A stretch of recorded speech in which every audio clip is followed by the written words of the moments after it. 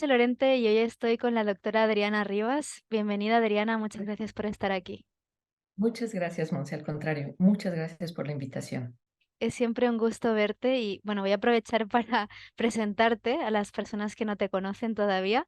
La doctora Adriana es psiquiatra, psicoterapeuta y consultora filosófica mexicana, viviendo ahora en Francia y ya tienes, creo que más de 25 años de experiencia acompañando a pacientes alrededor del mundo. Así es, poquito más de 25 años y creo que es poco, ¿no? Para la experiencia que necesitamos tener en estas áreas, pero bueno, ahí Sí. vamos. Y justamente esto que comentaba de que acompañas a personas que están en países muy diversos y también entiendo que la pandemia potenció el uso de la teleconsulta. Y quería preguntarte si tú has visto que hay alguna diferencia entre acompañar a alguien de manera virtual versus presencial en los beneficios que pueden recibir de la terapia. Fíjate que esto es muy interesante como pregunta porque, pues bueno, como comentaba, soy mexicana, vivo en Francia, algunas Sí, temporadas en México, tengo un pie en cada continente, ¿no? sí, Entonces, debido a mi práctica profesional, comencé yo a utilizar esta herramienta de la telemedicina desde mucho antes de la pandemia, ¿sí? Entonces okey, tuve esa oportunidad de trabajar de esta manera y pues bueno, luego viene la pandemia y como bien comentas, pues esto se convirtió en una herramienta indispensable, ¿sí? La sí, telemedicina. La psiquiatría creo que es de las especialidades y la psicoterapia son de las especialidades o de los apoyos que más se buscaron durante la pandemia, ¿no? Porque, bueno, sí, sabemos todo lo que implicó esta historia. Entonces, bueno, comienzo yo a trabajar con este tema de la telepsiquiatría, vamos a llamarla así, ujú, desde hace muchos años y me he dado cuenta de que es igual de eficaz, de que la eficacia no se pierde realmente. Ha habido mucha gente, o había mucha gente que estaba como contra esta posibilidad, ¿no? El argumento sí, es totalmente válido, creo yo. Sí, o sea, sí, no es igual la presencia, estar en contacto. Hay muchas cosas que hay que cuidar cuando hacemos telemedicina o telepsiquiatría. Pero bueno, si tenemos cuidado de esos pequeños detalles, creo que funciona. Hay incluso estudios que se han hecho oh, guau, para ver la eficacia de de esta herramienta, ¿no?, virtual, y, pues, han sido satisfactorios. Creo yo que, hay varias cosas que podemos hablar de las partes que convienen de esta práctica de la telepsiquiatría. Una de ellas, bueno, el estigma, ¿no?, de lo que tiene que ver con la salud mental. ujú, sí, Considero yo que es mucho más fácil para algunas personas pedir ayuda de esta manera que ir a un consultorio, por ejemplo, ¿sí? sí, Sobre todo si es un consultorio en donde está marcado con grandes letras clínica de salud mental, ¿no? sí. Entonces, las personas, todavía existe ese estigma de que quien solicita apoyo en salud mental es una persona, bueno, que casi, casi hay que meter a un lugar, ¿no? Y aislarlos con una camisa blanca, etcétera, ¿no? Y Claro, amarrados, no. Entonces, para las personas que tienen esta dificultad, bueno, esto ha sido muy bueno.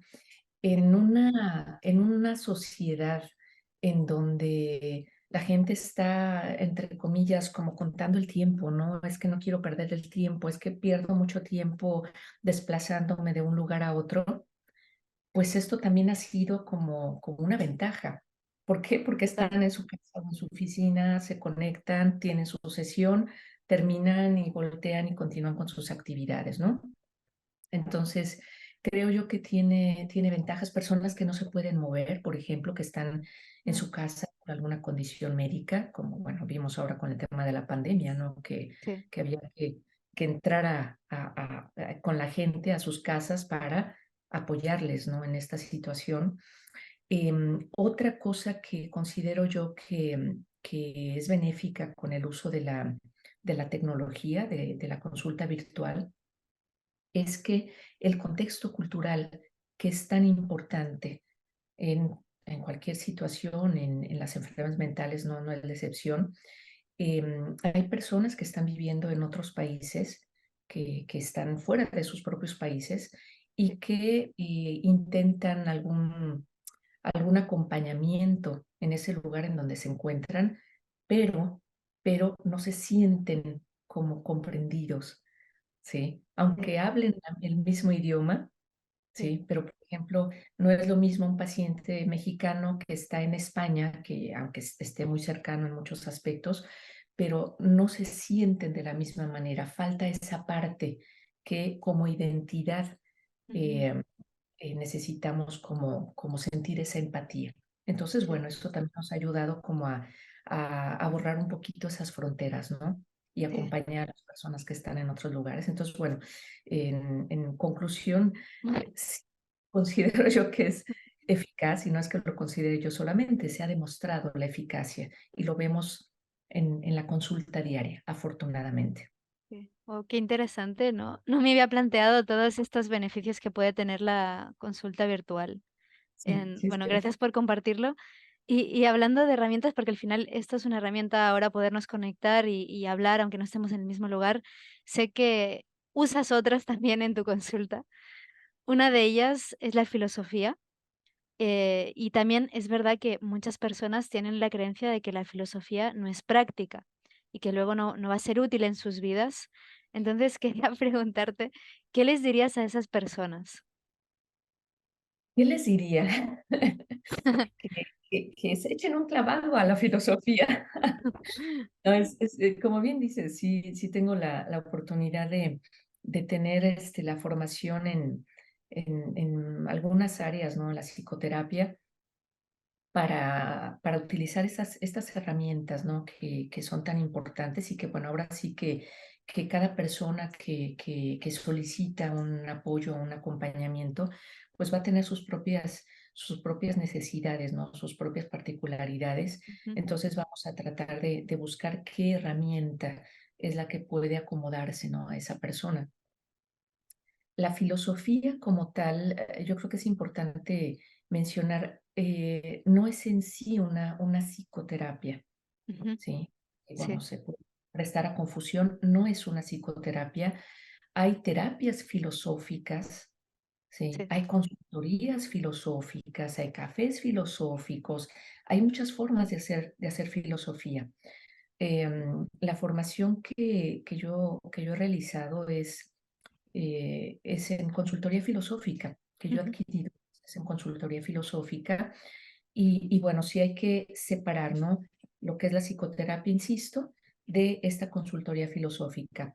Hay personas que pueden acudir expresamente buscando una consultoría filosófica en donde hay un planteamiento de una pregunta y la labor del consultor es ayudarle con preguntas muy particulares, con preguntas muy específicas, muy centradas, muy dirigidas sí, a que esa persona pueda encontrar su propia respuesta. El consultor no va a dar la respuesta, ujú. va a ayudar a que la persona descubra cuál es su propia respuesta, ¿sí? Sí, Y las psicoterapias es como más directivo en algunos aspectos, ¿no? Y dependiendo, insisto, de la corriente de psicoterapia que se siga, dependiendo de las necesidades, insisto, del paciente. Entonces, bueno, em, es inevitable también que teniendo esta formación en consultoría filosófica, es inevitable que no tome alguna cosa de aquí y la meta sutilmente en algunos momentos, pero bueno, respetando siempre las formas y respetando siempre el contexto, por supuesto, sí, pero es inevitable cuando empiezas a descubrir lo que es la filosofía, es inevitable que veas las cosas de una forma diferente. Sí, a eso voy, ¿no? Al tratar de responder a la pregunta, ¿no? ¿Qué le diría a la sí, gente? Bueno, la filosofía no es solamente la reflexión, ¿no? Como luego eh, nos quedamos con esa idea de que tiene que estar en las aulas, en la universidad, de que es una materia de estudio solamente. y que allí queda, sabemos de filosofía y aprendemos los grandes filósofos, toda la historia de la filosofía, y allí se queda como un conocimiento. sí. Lo importante es cuando lo llevamos a la práctica, ¿sí? De nada sirve que, por ejemplo, yo recite a Epícteto, por ejemplo, ¿sí? Que hable de que conozca de memoria todas el manual y que Ujú. diga, sí, es que hay cosas que dependen de mí y hay cosas que no dependen de mí, ¿sí? Y salga a la vida y no lo practique, ¿no? Y me enoje porque está lloviendo o porque mi jefe es una persona con una personalidad particularmente difícil y entonces yo me enojo. ¿En dónde está la práctica? Eso es lo Entiendo. interesante, llevar ese conocimiento a la práctica. Y no es algo nuevo realmente, no Ujú. es algo nuevo. O sea, si estudiamos un poquito lo que es la historia de la filosofía, si realmente entramos a la vida de los filósofos de la antigüedad o sobre todo la antigüedad, me atrevo a decir, Sí, em, lo practicaban, lo practicaban. Sí, o sea, no era nada más meditar y reflexionar y una vida contemplativa, era realmente la práctica de la filosofía, ¿sí? sí, Sócrates, Epicuro, Epícteto, perdón, practicaban la filosofía realmente. Entonces, bueno, es una pena que la filosofía en algunos lugares está dejando de ser como un tema dentro de las programas de estudios, como una materia o como una ujú, oportunidad, yo le llamaría. Se está dejando a un lado creyendo que es más importante meter algunas materias de informática, por ejemplo, que no digo que no sean importantes, pero sí, que sepan manejar un Excel, por ejemplo, o que sepan hacer programas de computación, pero que no piensen, porque finalmente la filosofía es la invitación el ejercicio del pensamiento crítico, cosa ujú, que, en mi opinión, hace muchísima falta en estos tiempos. sí. Y entonces entiendo que has mencionado varios posibles beneficios de la filosofía. Si pudieras, de manera resumida, contarnos cuál es la relación que ves entre la filosofía y la salud mental, ¿cómo lo dirías? ¿Cómo lo diría? Mm, no sé si lo pueda resumir porque es complejo, Entiendo. porque es complejo y bueno, lo que sí quisiera comentar Sí, es que es esta relación entre la salud mental y la filosofía es algo que muchos psiquiatras y filósofos se han planteado, sobre todo, bueno, en el siglo pasado, en el siglo XX, hubo muchos psiquiatras. Aquí en Francia, muchos psiquiatras después estudiaron la filosofía, sí, ¿sí? Estudiaron después de ser psiquiatras o de manera paralela a sus estudios de psiquiatría, de medicina, incluso de psicoanálisis, ¿no? ¿Por qué? Porque, bueno, es como regresar, es como algo natural, en mi opinión. Es algo natural, es algo que me parece que nunca debió de haberse separado. Se ujú, empezó a sí, hacer una gran brecha cuando comienza este desarrollo de las ciencias de una forma como más puntual y vamos a hacernos especialistas en tal y se empezó a separar. sí, Creo yo que eso no fue conveniente. Entonces, hay que buscar lo que es natural, ¿sí? O sea, al ser humano no lo podemos dividir. ¿Sí? No podemos decir, a ver, aquí, ok, están las neurociencias, está perfecto, cada vez sabemos más de los sistemas, de los neurotransmisores, la especificidad, en dónde se desarrollan tales, lo sabemos, hay ujú, muchísima información, bueno, estamos todavía muy lejos de conocer todo, pero cada vez hay más y más y más información. Pero sucede que ese cerebro que está en esa persona, bueno, aunque tenga los mismos neurotransmisores, yo que un hermano, por ejemplo, la misma sí, genética o genética muy similar, este, pensamos diferente. ¿Cómo es que sí tenemos dopamina, serotonina y las mismas zonas cerebrales? ¿Por qué pensamos diferente? Ah, es que está la influencia hormonal, es que está la influencia del medio ambiente, de la alimentación, ok, y estamos Sí, muy distantes, ¿no? De descubrir exactamente qué es lo que pasa. Bueno, em, sabemos nosotros en psiquiatría que, o lo que sabemos hasta ahora, porque siempre hay paradigmas que se están rompiendo. Entonces ahora es que las enfermedades mentales, las enfermedades emocionales, tienen que ver con factores biológicos, ¿sí? Que tienen que ver con la genética, obviamente, con una carga genética, una predisposición genética. Hay factores ambientales, el entorno, la cultura, la familia, etcétera. Y hay factores que tienen que ver con la personalidad, con tu forma de vivirte en el mundo. sí, Bueno, pues sucede que aquí tiene muchísimo que ver la filosofía. ¿Por qué razón? Porque, bueno, es la forma en que uno se vive, es la forma en que uno experimenta lo que está pasando alrededor, los procesos, las interpretaciones que hacemos de esto. Eh, si llega una persona con depresión, para ponerte un ejemplo, es sí, una persona con depresión, con síntomas de depresión, según los criterios diagnósticos que tenemos, revisamos y todas las check. Ok, ahora vámonos al entorno, ¿no? ¿Qué es lo que ha ujú, pasado? Bueno, o a la genética, pues si hay familiares que tienen, han tenido depresión, ansiedad, qué sé yo. Vámonos a revisar qué es lo que está pasando con la persona. Bueno, sucede que hay un factor desencadenante, sucede que hay un conflicto con el jefe, ¿no? Vamos a ponerlo así. Ok, sí, ¿qué es lo que pasa con esa persona? ¿Cómo lo vive? ¿Sí? Y muchas veces llegan a consulta o solicitan consulta, con pensamientos de tipo, es que no sé cuál sea el sentido de mi vida, es que yo no sé qué hago aquí, ujú, es que yo no sé por qué está pasando esto, o yo siento que no hago lo suficiente, o me siento muy mal porque no entiendo si yo estoy trabajando para hacer todo lo que yo creo que tengo que hacer, o todo lo necesario para tener éxito y no tengo éxito. Entonces, bueno, sí, hay mucha frustración. Eso es algo que pasa de una manera impresionante. La frustración,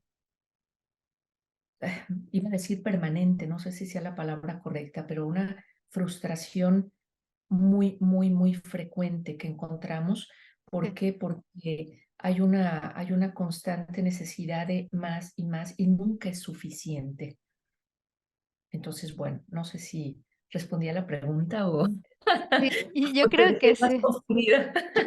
Yo creo que sí, o sea, lo que yo entiendo de lo que nos estás contando es que ahora el paradigma tiende más a mirarnos de una manera sistémica, intentando integrar diferentes dimensiones que tenemos como personas. Y ahora a lo mejor la pregunta que te quería hacer nos lleva a de nuevo a aislar, porque te iba a preguntar cuáles son los temas más recurrentes que ves en consulta. Y bueno, has dicho que a veces el tema que traen a consulta no necesariamente es lo que está de fondo, pero igual me gustaría saber qué es lo que sueles encontrar más en la consulta como tema. Sí, mira, yo creo que no es que lo separemos, Sí, creo que va de la mano, ujú, honestamente, sí, porque es lo que te puedo decir que actualmente veo más en consulta. Cuadros depresivos, si hablamos de la psiquiatría tal cual, ¿no? O de las clasificaciones psiquiátricas, cuadros depresivos, ¿sí? ujú, Cuadros de ansiedad importante, vemos estrés postraumático. Sí, ahora con este tema de la sí, pandemia hubo muchísimos casos con estrés postraumático, y es algo que se predijo cuando empezó la pandemia, que iba a haber un aumento muy importante de la necesidad de la atención en la sí, salud mental, sí, precisamente por todo esto, ¿no? El romper ese estilo de vida, esas actividades, esas rutinas, y de repente las personas se dieron cuenta o nos dimos todos cuenta de que, bueno, yo tenía planeado poner mi negocio en octubre, ¿no? En noviembre, vamos a decir. Y llega la pandemia y ahora, ¿qué voy a hacer? ¿No? Y las personas sentían que se derrumbaba su existencia.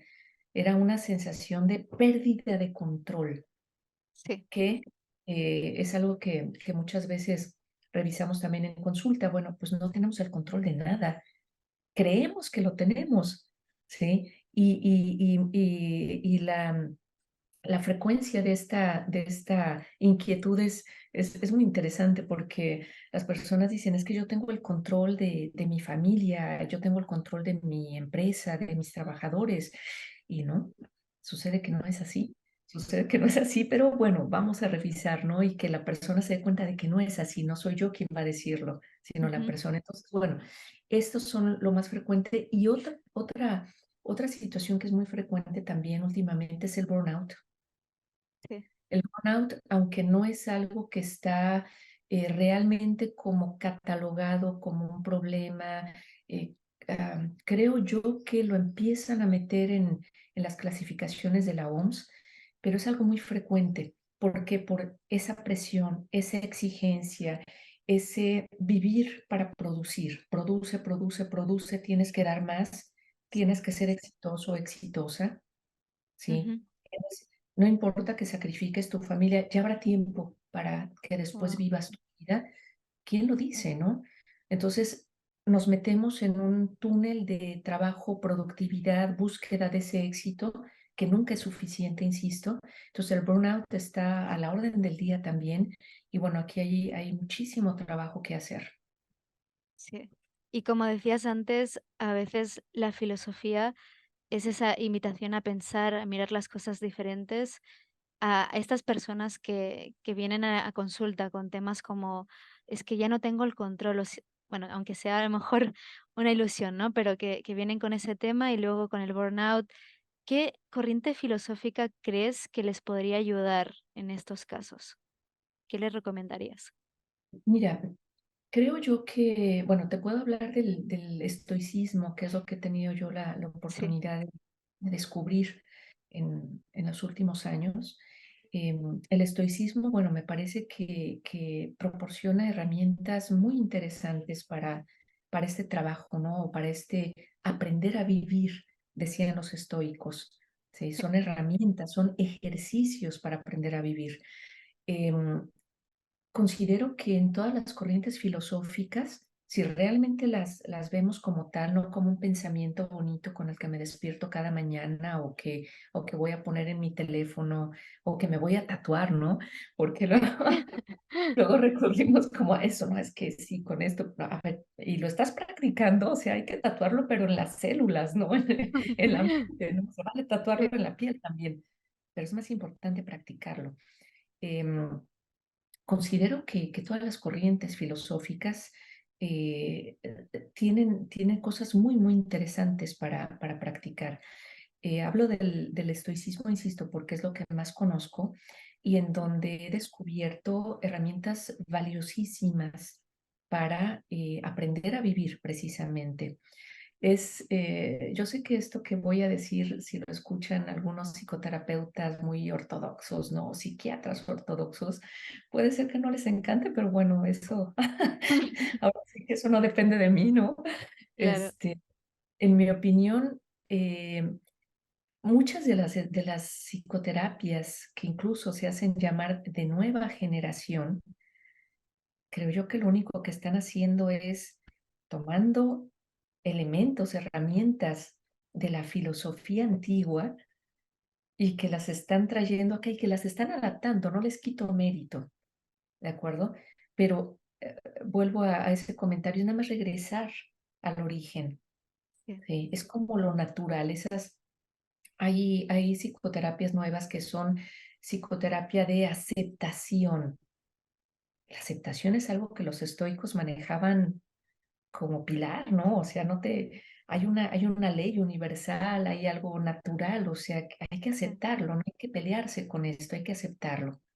Si es la terapia de aceptación y compromiso, insisto, no les quito méritos, al contrario, Creo que es realmente interesante e importante que la estén trayendo y que lo estén presentando como una alternativa que, insisto, funciona. Y además la parte interesante también es que sobre estas nuevas psicoterapias, como están más estructuradas como tal, Sí, se están estudiando, ¿sí? ¿Qué tan eficaces son? Lo interesante es que también hay personas que están trabajando para evaluar la eficacia de la filosofía aplicada. Sí, uno de estos personas que están trabajando en ello es el profesor José Barrientos, sí. que está evaluando la eficacia tal cual de la filosofía aplicada. Y bueno, los resultados son bastante Mm, interesantes. genial. Voy a estar atenta a esta evaluación y me encanta aprender a vivir, volver al origen. No te diría que me lo voy a tatuar, después de lo que has dicho, lo voy a practicar. Y ahora te quería hacer una pregunta un poco más personal y es, ¿cómo a ti te ha ayudado la filosofía? Am, creo yo que es difícil como especificar. Es como esa sensación de estar adquiriendo, de estar adquiriendo algo Ujú. y que no te das cuenta hasta que realmente volteas hacia atrás y dices, creo que sí he avanzado, creo que sí he cambiado, ¿no? ¿En qué me ha ayudado? Creo yo, si volteo hacia atrás, creo yo que me está permitiendo como tomar distancia de una forma más consciente de las cosas, de las situaciones que, insisto, que no dependen de mí, aceptarlas. Esto es algo que lo comento también en mi trabajo, cuando estoy con las personas que solicitan el acompañamiento. No es un tema de resignación, es un Sí. tema de aceptación. Es un tema bueno, esto es lo que tengo en este momento. ¿Cómo puedo yo hacer para vivir mejor con esto? Hay ocasiones en que es importante tomar decisiones fuertes. El cambiarse de país, por ejemplo, no es algo sencillo, ¿sí? El sentir que no pertenezco aquí, no pertenezco allá, las opiniones de la gente, ¿no? ¿Por qué dejaste tu país? O estuvo muy bien que te vinieras a este país, qué sé yo. Siempre tenemos todo eso, ¿no? A ver, ¿qué siento yo? ¿Cómo me vivo yo? Creo yo que me ha ayudado a estar más en el presente, a conectarme más con mi presente. Aunque ya Sí. había trabajado mucho en procesos de psicoterapia personales, que también, claro que me ayudaron muchísimo. Siento yo que el trabajar o yo digo, echarme un clavado en la filosofía me está ayudando a consolidar todo eso que no soy psiquiatra o psicoterapeuta o por obra de la casualidad, o sea, no es que un día me desperté y dije, hoy quiero ser psiquiatra. Es que, bueno, creo yo que es una búsqueda, ¿no? Es algo que ha sido importante, ese tratar de entender, de descubrir qué somos, quiénes somos, ¿sí? ¿Qué pasa en nuestro interior? ¿Cómo son los pensamientos? ¿Qué pasa con los pensamientos de las otras personas? ¿Cómo funcionan? Entonces, creo yo que me ha ayudado como a consolidar muchas ideas, a hacerme más preguntas, incluso Sí. hacerme más preguntas y bueno, creo que cada vez me resulta más interesante y no lo suelto. Bueno, pues deseo que la filosofía te siga acompañando. Siempre es un regalo escucharte y poder, sí, o sea, tenerte aquí y que nos puedas compartir tus experiencias. Ha sido un verdadero placer poderte hacer estas preguntas y escuchar tus respuestas. Y nada, otra vez, gracias por estar aquí. Ha sido un placer, Adriana. Al contrario, muchísimas gracias y para mí realmente es un honor realmente y bueno, a mí me encanta, ¿no? Compartir lo poquito que pueda yo compartir la experiencia, porque te digo, que son 25 años de experiencia en un mundo, en un universo, ¿no? Con tantas cosas que todavía tenemos que aprender y pues bueno, es un gusto y si esto puede ayudarnos a todos a interesarnos en algo en particular, pues qué mejor, ¿no? Es Claro, un regalo. Muchas gracias a ti, Monse, por la invitación. gracias. Y espero que te veamos pronto de nuevo. Un placer como siempre. Gracias, Gracias. Adriana.